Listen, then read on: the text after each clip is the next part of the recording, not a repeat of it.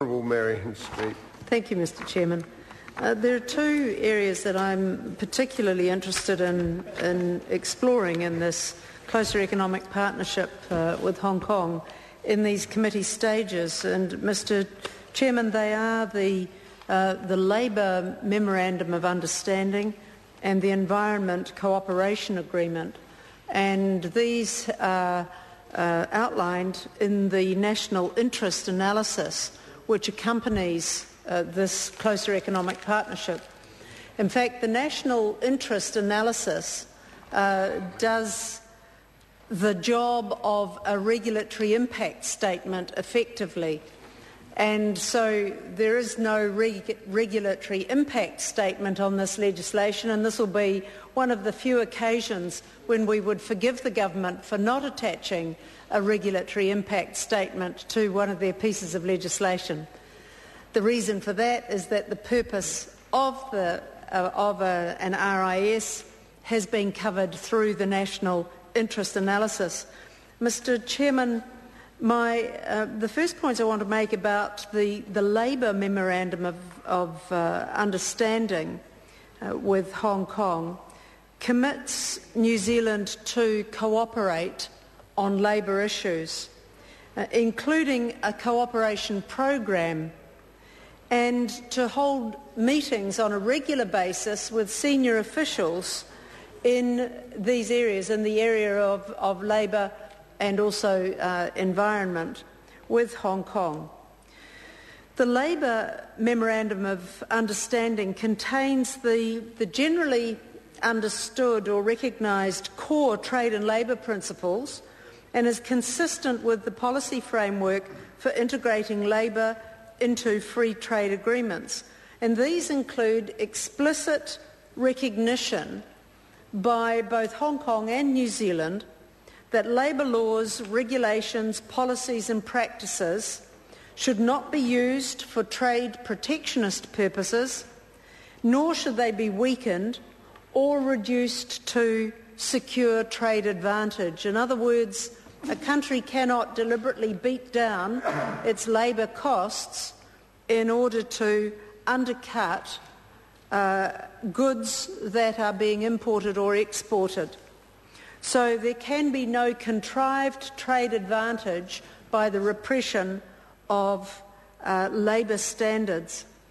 The specific reciprocal obligations for New Zealand under the MOU on cooperation and related matters are first to maintain close dialogue with the stakeholders in the formulation of labour policies and practices. Second, to promote public awareness of labour laws and regulations that apply domestically. Third, to cooperate with Hong Kong on labour matters of mutual interest and benefit. Fourth, to designate a national contact point for labour matters to facilitate communication between the parties and to establish the cooperation program that I alluded to earlier. Next, fifth, to seek to provide funding to support mutually agreed cooperative activities.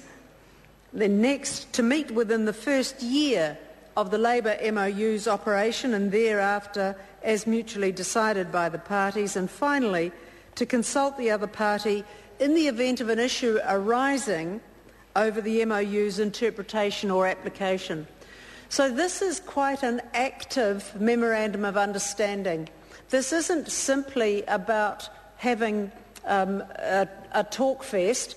This is about making sure that there is a program of meetings, that these meetings are held regularly, and that there is in effect a disputes resolution process or a way in which differences of interpretation or application of the Memorandum of Understanding on labour issues is applied by each party. So any differences or issues between them, between the two parties, between Hong Kong and New Zealand, should be settled by mutual consultation and negotiation.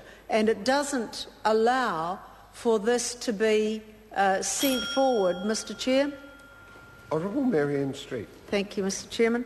Doesn't allow for this to be referred to any third party or international tribunal. So here we have a concrete example where it is to be examined on a programmed basis to confirm that labour practices are not being used for protectionism or to undermine or confer any trade advantage on either party. So there is a dispute resolution process that I have alluded to already, Mr. Chairman, but it just goes to the fact that these closer economic partnerships, in the case of this one, or free trade agreements in the case of the one with China, have labour and environment clauses built into them, and that is an advance. If the House can recall, Mr. Chairman, the free trade agreement we recently debated in the House with Malaysia represented the very first time that Malaysia had had a labour agreement inside a free trade agreement, so a labour clause inside a free trade agreement, and that's an improvement. The second thing then, Mr. Chairman, is the environment agreement. So again, the environment agreement between Hong Kong and New Zealand is consistent with the policy framework for integrating environment objectives into free trade agreements and includes the core principles that establish a foundation for the bilateral relationship. And these include explicit recognition by both parties that environmental laws and regulations and policies and practices should not be used for trade protectionist purposes, and nor should they be weakened or reduced to secure a trade advantage. Mr. Chairman, this takes on very significant meaning when one applies it to such things as the fishing industry, and it can, in fact, be used to ensure that there is no corner cutting in practices within the fishing industry, for example, that could be allowed to undercut a trade advantage or secure an extra trade advantage.